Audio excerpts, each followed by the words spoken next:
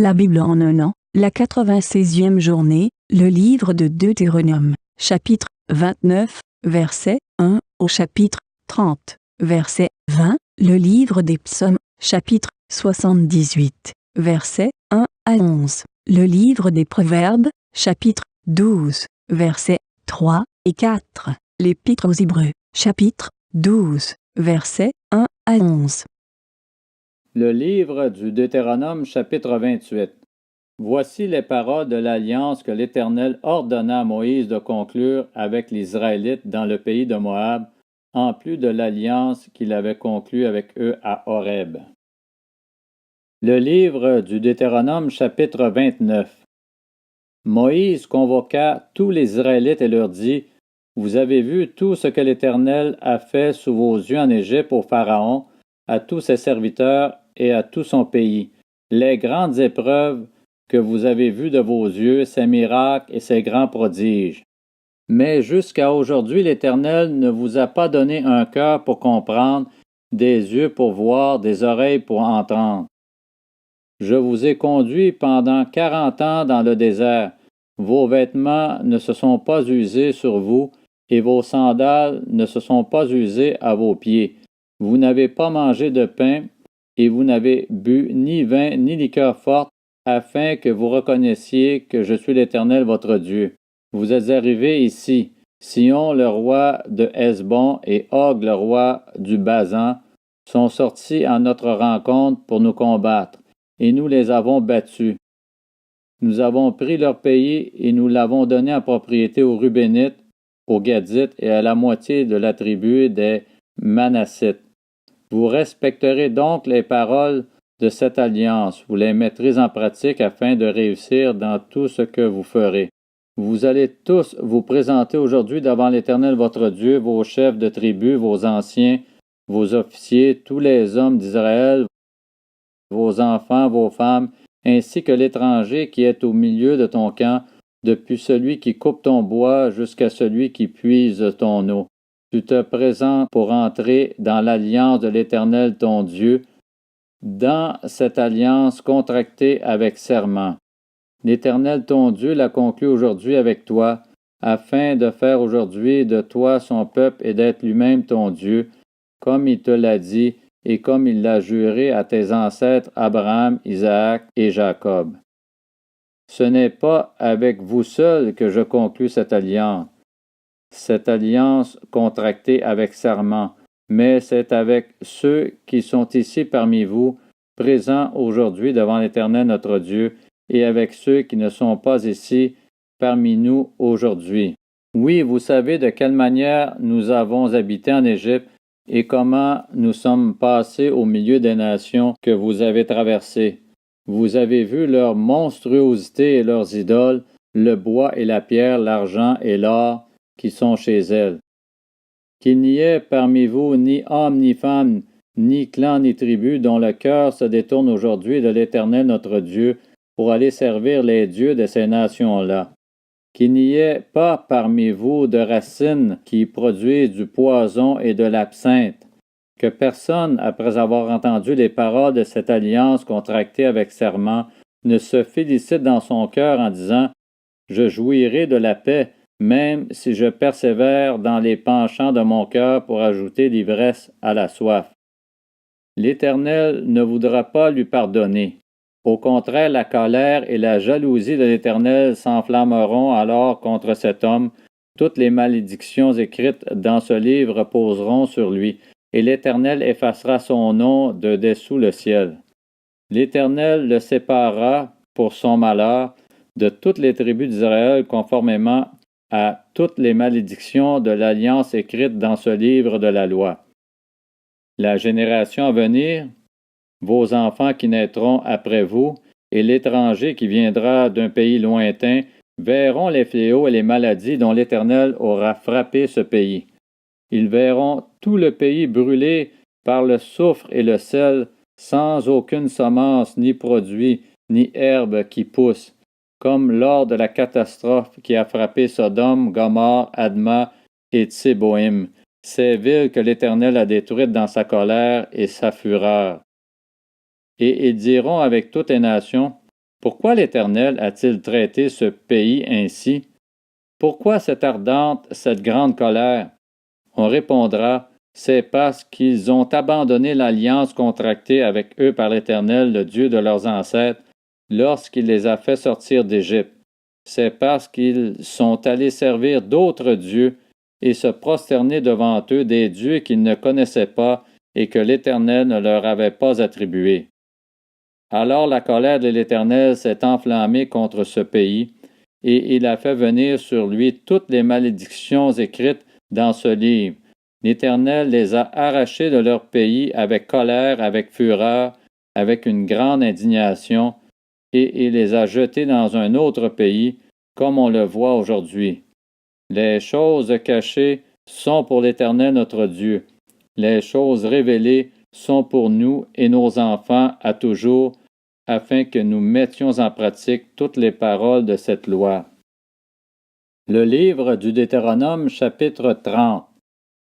Lorsque toutes ces choses t'arriveront, la bénédiction et la malédiction que je mets devant toi, si tu les prends à cœur au milieu de toutes les nations chez lesquelles l'Éternel ton Dieu t'aura chassé, si tu reviens à l'Éternel ton Dieu, et si tu lui obéis de tout ton cœur et de toute ton âme, ainsi que tes enfants, en te conformant à tout ce que je te prescris aujourd'hui, alors l'Éternel ton Dieu ramènera tes déportés et aura compassion de toi. Il te rassemblera encore du milieu de tous les peuples parmi lesquels il t'aura lui-même dispersé. Même si tu étais exilé à l'autre extrémité du ciel, l'Éternel ton Dieu te rassemblera de là, il ira te chercher jusque-là.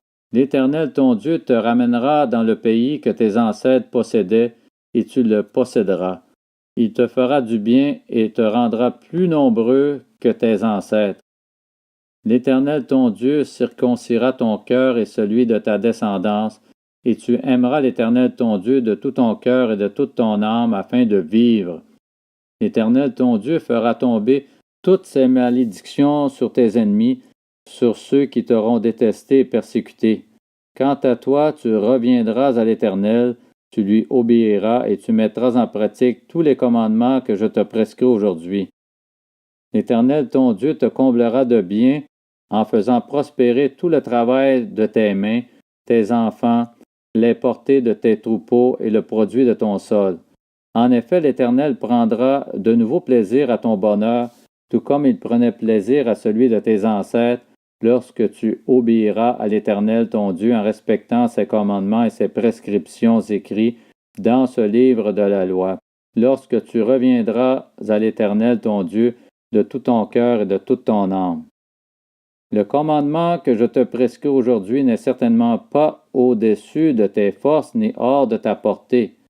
Il n'est pas dans le ciel pour que tu dises « Qui montera pour nous au ciel et ira nous le chercher?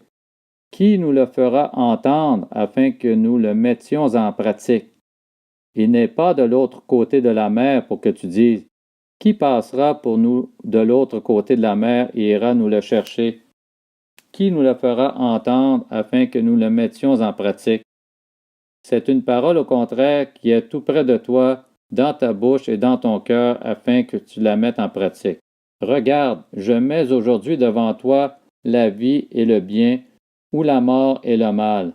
En effet, je te prescris aujourd'hui d'aimer l'Éternel ton Dieu, de marcher dans ses voies et de respecter ses commandements, ses prescriptions et ses règles, afin de vivre et de te multiplier, afin que l'Éternel ton Dieu te bénisse dans le pays dont tu vas entrer en possession.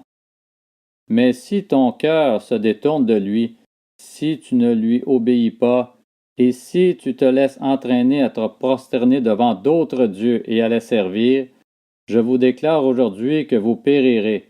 Vous ne vivrez pas longtemps sur le territoire dont vous allez prendre possession une fois le Jourdain passé. J'en prends aujourd'hui à témoin contre vous le ciel et la terre. J'ai mis devant toi la vie et la mort, la bénédiction et la malédiction.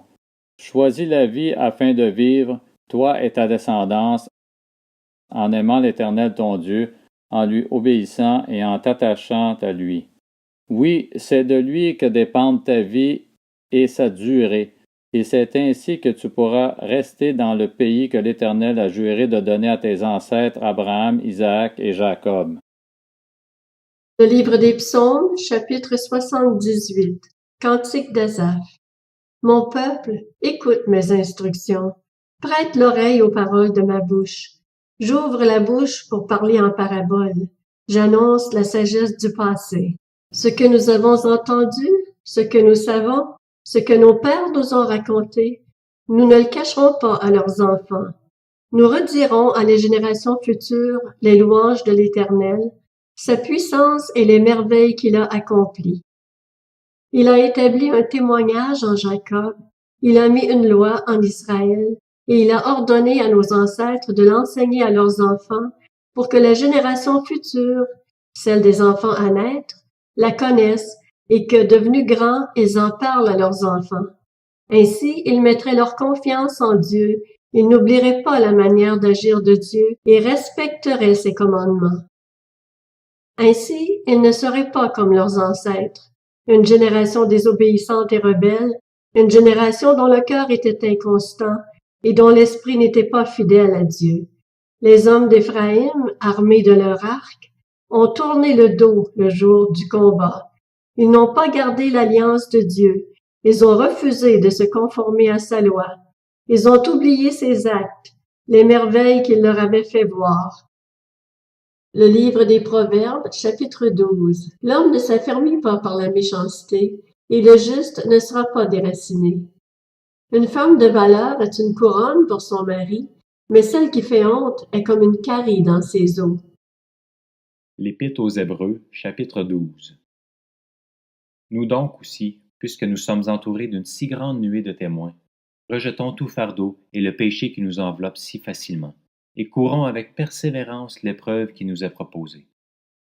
Faisons-le en gardant les regards sur Jésus, qui fait naître la foi et mène à la perfection. En échange de la joie qui lui était réservée, il a souffert la croix, en méprisant la honte qui s'y attachait, et il s'est assis à la droite du trône de Dieu. Pensez en effet à celui qui a supporté une telle opposition contre lui de la part des pécheurs, afin de ne pas vous laisser abattre par le découragement. Vous n'avez pas encore résisté jusqu'au sang dans votre combat contre le péché, et vous avez oublié l'encouragement qui vous est adressé comme à des fils. Mon fils, ne méprise pas la correction du Seigneur, et ne perds pas courage lorsqu'il te reprend. En effet, le Seigneur corrige celui qu'il aime, et il punit tous ceux qu'il reconnaît comme ses fils. Supportez la correction. C'est comme des fils que Dieu vous traite. Quel est le fils qu'un père ne corrige pas? Mais si vous êtes dispensés de la correction à laquelle tous ont part, c'est donc que vous êtes des enfants illégitimes et non des fils. D'ailleurs, puisque nos pères terrestres nous ont corrigés et que nous les avons respectés, ne devons-nous pas d'autant plus nous soumettre à notre Père céleste pour avoir la vie? Nos pères nous corrigeaient pour un peu de temps, comme ils le trouvaient bon, tandis que Dieu le fait pour notre bien, afin que nous participions à sa sainteté. Certes, aux premiers abords, toute correction semble un sujet de tristesse, et non de joie, mais elle produit plus tard, chez ceux qu'elle a ainsi exercés, un fruit porteur de paix, la justice,